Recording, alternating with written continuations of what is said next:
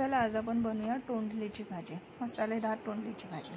त्याच्यासाठी आपण तोंडली ही अशी लांब लांब चिरून घेतली, बटाटे पण तसेच चिरून घेतलेत। आता आपण तेल गरम केले, त्याच्यामध्ये जिरं, कढीपत्ता, हिंग ह्याची फोडणी दिली आहे।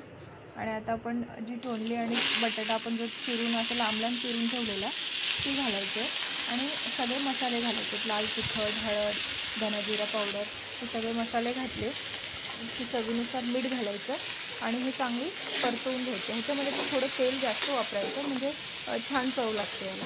आणि हे आपल्याला नुसती तेलातच करायची आहे, काय पाणी वगैरे काही घालायचं नाही, तेलात आणि वाफेवर करायची। आता हे चांगले मिक्स केले की आपल्याला प्लेट ठेवून ही वाफेवर शिजवायची।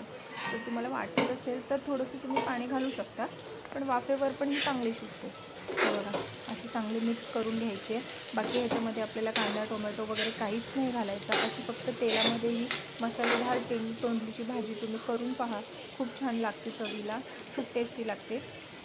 अशा प्रकारे बघा आता ही आपली तोंडलीची भाजी झाली तयार।